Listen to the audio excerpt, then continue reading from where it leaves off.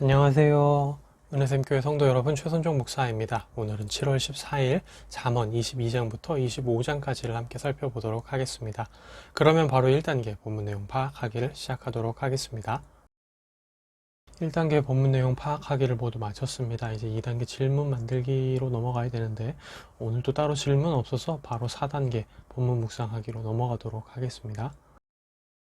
4단계 본문 묵상하기까지 모두 마쳤습니다. 이제 마지막 5단계 적용하기인데요.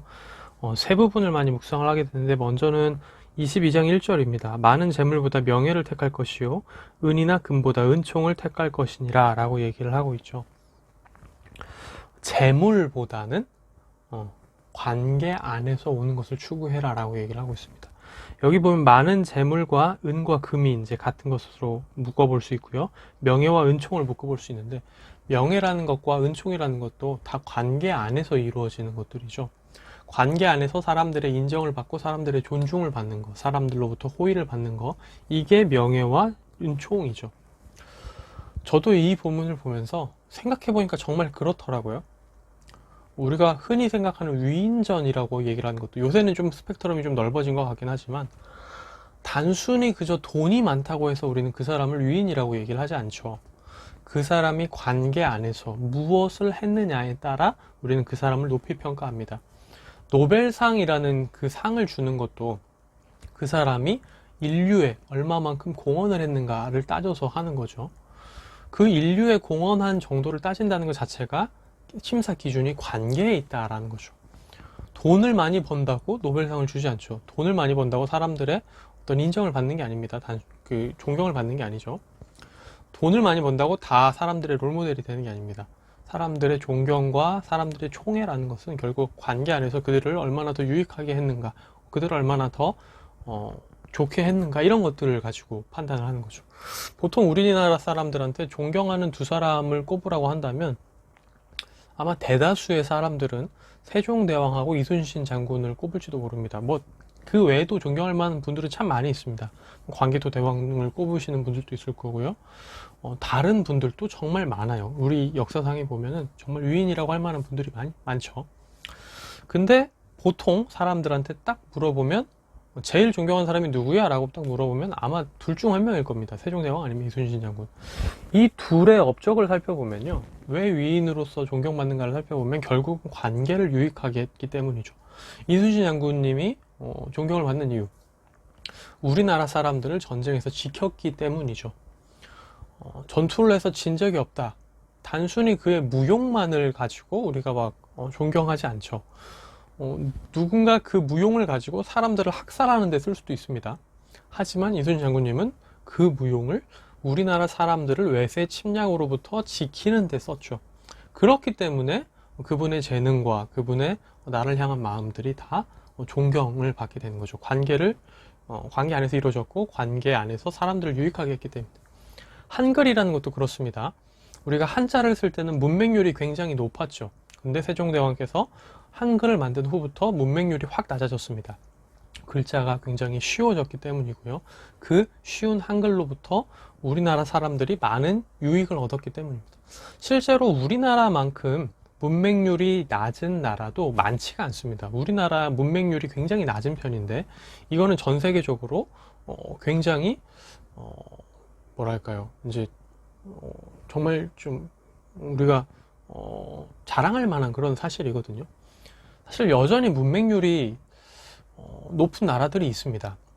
근데 우리는 이제 한글 덕분에 그렇게 됐죠. 관계 안에서 사람들을 유익하게 했죠, 한글이. 그렇기 때문에 또 우리가 세종대왕을 존경하기도 하죠.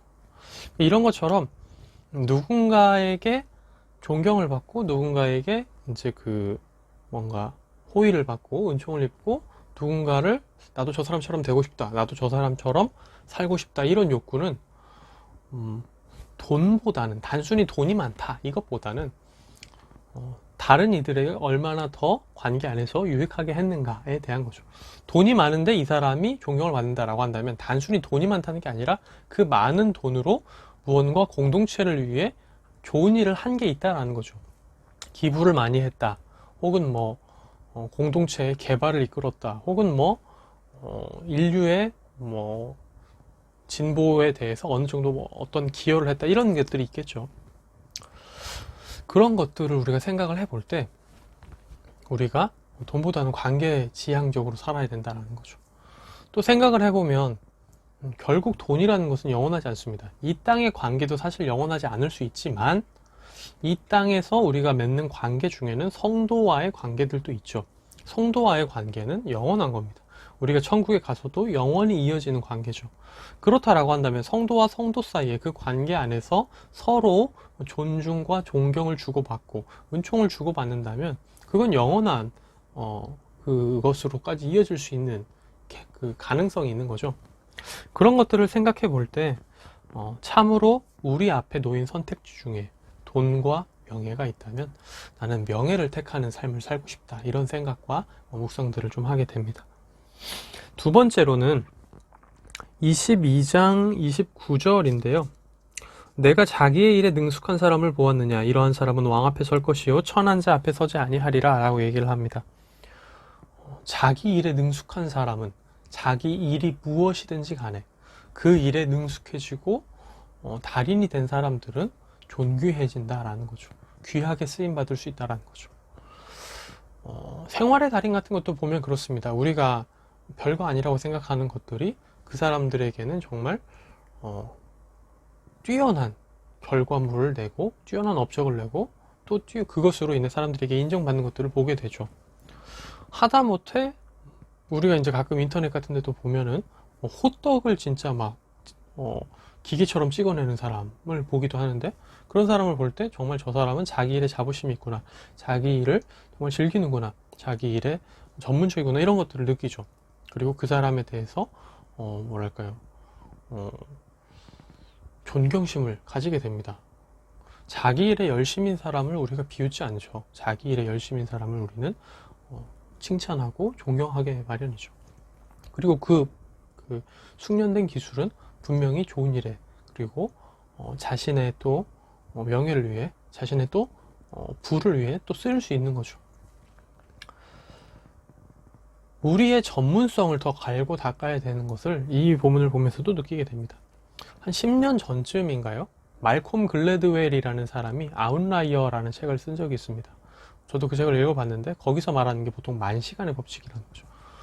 비틀즈라는 그 밴드도 그렇고 정말 세상에서 성공한 사람들을 분석을 해봤더니 그 사람들은 자신의 전문성을 위해 10,000시간을 최소 투자했다더라.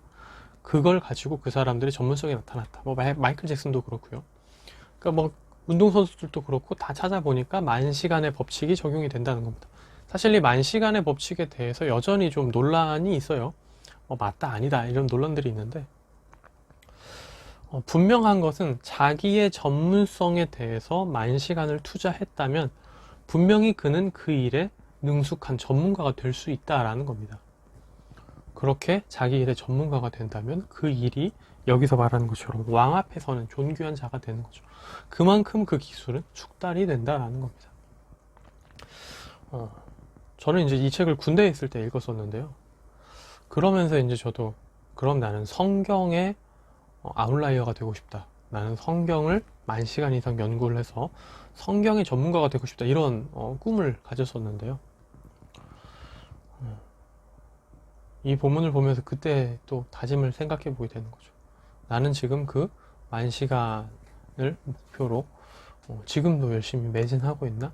여전히 성경 연구에 열심히 있나? 이런 것들을 좀 돌아보게 되고, 내가 품었던 하나님 나라를 위한 이 성경 10,000시간을 어떻게 계속해서 열정을 이어가서 어떻게 더 전문가가 될 수 있을까? 물론 이제 이거는 연구로만 되는 건 아니죠. 하나님 앞에서 성령님의 조명하심을 또 기대하면서 기도하는 일도 필요하죠. 하나님께서 허락하시면 하나님의 인도 아래 해나갈 수 있을 일인데, 평생 성경을 연구하겠다라고 헌신한 사람으로서 계속해서 이 길을 끊임없이 더 갈고 닦아야겠다, 이런 좀 다짐과 이런 좀 뭐랄까요, 자기 자신을 돌아보는 것, 이런 시간들을 좀 가질 수 있었던 묵상이었던 것 같고요. 세 번째로는 25장 21절과 22절입니다. 이 부분을 보면서 제가 이제 작년에 제가 확신하지는 못하는데 작년에도 이 부분을 똑같이 묵상하고 나눴던 것 같아요. 이게 뭐 아닐 수도 있는데요. 아닐 수도 있는데 그랬던 것 같거든요. 근데 이 본문은 제가 여기를 볼 때마다 늘 오래 시선이 머물고 오래 묵상하게 되는 본문이기도 합니다. 정말 저한테 너무 어렵고 때로는 불가능해 보이는 일인데 하나님께서는 이 일을 하라고 말씀하고 계시기 때문이죠. 원수가 배고파 하거든 음식을 먹이고 목말라 하거든 물을 마시게 하라. 정말 힘든 말씀 아닙니까? 원수가 배고파 하면 더 못 먹게 하고 싶으니까 음식을 치우고 싶은 게 사람의 마음이고, 더 목말라 하면 더 고통스러워하게끔 마실 것을 치워버리고 싶은 게 사람의 마음이죠. 엄밀하게 얘기하면 이제 제 마음입니다. 먹을 것을 못 먹고 마실 것을 못 마셔서 괴로워하면 그것으로 쌤통이다. 그렇게 바라볼 만한 거죠. 먹으려고 하면 못 먹게 하고 싶은데 오히려 더 성경은 그렇게 하지 말라라고 얘기를 하죠. 배고파하면 먹이고 목말라 하면 마실 것을 주라라고 얘기합니다. 원수가 되는 이유가 뭘까요? 우리를 힘들게 했으니까 그런 거죠. 우리가 아무 이유 없는데, 그 사람이 나에게 아무런 잘못도 한 게 없는데 원수가 될까요? 주는 것 없이 미운 사람이 있다고 합니다. 근데 그 정도면은 그냥 단순히 미운 정도겠지, 원수라고 할 정도는 아니겠죠. 원수라는 건 정말 단순히 미워하는 건 이상의 관계 아니겠습니까?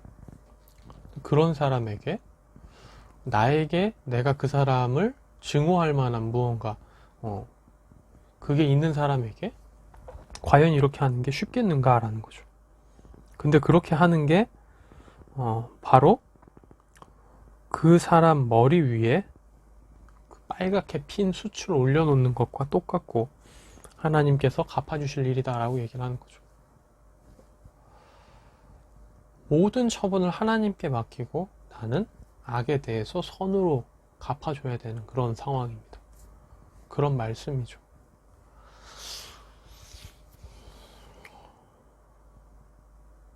제 자신을 보라볼수록 저는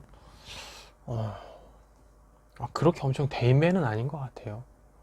어릴 때부터 대인배가 되고 싶긴 했거든요. 삼국지에 나오는 그 통 큰 인물들, 정말 그 넓은 아량들을 가진 사람들을 보면서 나도 저런 사람들이 되고 싶다라는 생각을 했는데, 제 그릇은 사실 그 사람들만큼 크지 않더라고요. 저는 제 뺨을 치는 사람에게 하하하 웃으며 아무것도 없던 것처럼 대하지 못하고, 누군가 저를 공격하면 공격한 만큼 힘들어하고 욱하는 생각이 들고 복수하고 싶은 마음도 들고, 그냥 그런 일반적인 특별할 것 없는 그냥 그런 소시민이더라고요. 그래서 저한테 이 말씀은 더 힘들게 다가오는 부분도 있는데, 그래도 말씀이 이렇게 얘기하니까 이렇게 살아야 되잖아요. 우리가 그렇게 대인배가 아니라 할지라도 말씀이 그렇게 하라는데 우리가 무슨 반대할 거가 있겠습니까? 우리의 본능과 거스르는 일이라 할지라도 말씀이 우리에게 그렇게 살아라라고 얘기한다면 우리는 그렇게 살아보려고 고군분투 해야죠. 피토하고 피 흘리며 말씀을 따라 살기 위해 노력해야죠. 아니, 이건 나의 본성과 다르니까 안 지켜도 돼, 이 말씀 무시해도 돼, 이런 건 없죠. 우리가 지키고 싶은 말씀만 지킨다면 우리는 성도가 아닙니다. 우리는 모든 말씀을 다 따라 살아가야 하는 거죠. 이 말씀은 내가 보기에 할 수 있을 것 같으니까 하고, 저 말씀은 내가 보기에 할 수 없을 것 같으니까 안 하고, 이건 우리가 갈 길이 아니죠. 그래서 이 부분을 보면서도 나의 본능과 나의 한계와 부딪히는 말씀이지만, 그래도 이 말씀을 따라 살아가야지 다짐하고 결단하게 됩니다. 내가 이런 상황에 처하게 된다면 정말 내키지 않고 정말 싫지만 그래도 하나님을 경외하는 성도로서 하나님을 의식함으로 하나님, 그래도 이렇게 하는 게 하나님이 기뻐하시는 게 맞죠? 예수님이셨다면 이 상황에서 원수에게 먹을 것을 주셨겠죠? 이렇게 생각함으로 그렇게 행동하는 제가 되어야겠다 이런 다짐들을 하게 됩니다. 네, 오늘의 큐티는 여기서 마무리가 되고요. 내일 다시 뵙도록 하겠습니다. 안녕히 계세요.